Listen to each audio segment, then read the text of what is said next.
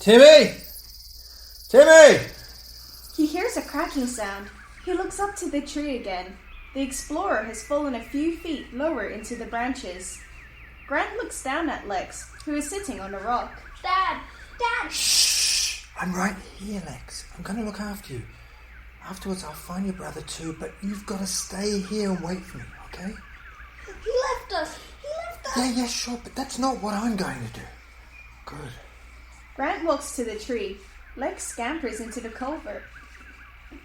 Grant takes a deep breath, grabs hold of the first branch, and starts his long climb. Fortunately, it's a good climbing tree. Its branches thick and regularly spaced. Grant moves at a good pace. He reaches the car's level, on the driver's side 5 or 6 feet to one side of it. The car's in rough shape. It's much thinner than it used to be. Its nose completely smashed in. The front wheels driven solidly into a thick branch. They are what hold it in place. Tim! Tim! Grant comes up to the car and looks in.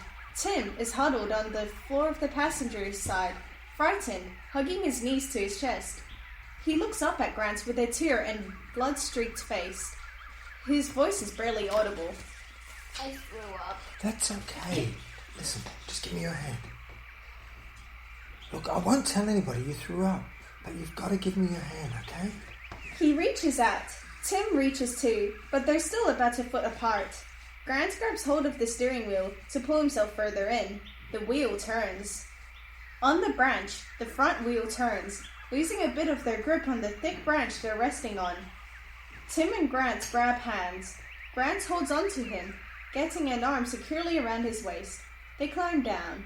They stop on a branch. There you go, mate. That's not as bad, hey, Tim? Yes, it is.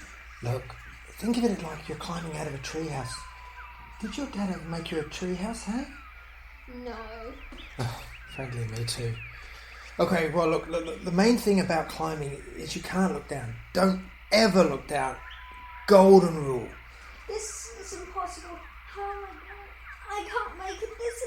It's about 50 feet. Do you want me to help you with your foot? What if the car falls? The car groans forward on the branch, which sags in their direction. They look up. The car begins to shift dramatically towards them. Oh, no, go, Tim, go! They climb down as fast as they can, as the big branch that is supporting the car creaks, ready to give way any second. Faster! Go faster! The branch breaks, disintegrates, really, and the car falls straight at them. Grant and Tim let go of the branch they're on and fall thudding into another branch a few feet down. The car smacks into the bug branch they just vacated and stops there. Grant and Tim are half climbing, half falling down the tree now, slipping on the resin-covered branches, just trying like hell to get out of the way. Kerpow! The second branch breaks, and now the car smashes and crashes through a network of thinner branches, headed right for them. It hits open space and goes into freefall. Grant turns and puts up his arms in defense, and the car stops, slamming into a thick branch just above him. Grant looks up, eyeball to eyeball with the front grille. The new branch starts to creak. Grant and Tim basically fall down the rest of the tree, the car bashing its way through right behind them. They jump the last 6 or 7 feet and hit the ground, hard. Grant grabs Tim and rolls with him to the side, just as the car smashes into the earth, nose first, standing upright that way. They look up in relief, but the damn thing's still heading for them, now tipping over, falling straight at them, and there's no way they have time to get out of the way this time. So Grant just bowls himself up on top of Tim to try to protect him, and crash! The Jeep falls on top of them. Grant, amazingly unhurt, looks up confused. They're inside the Jeep again, saved by the whole sunroof. Lex is still in the culvert, terrified, slowly banging her head against the wall. Grant is at the top of the culvert, carefully studying the rinky-dink map of the cart he picked up during the slideshow. Okay. He's trying to get his bearings from the crude cartoon-like drawing on the map, but it's tough. He looks up, picking a direction, and shoves the map in his pocket decisively. He looks back in at Lex. Lex, gonna have to get out of there, mate.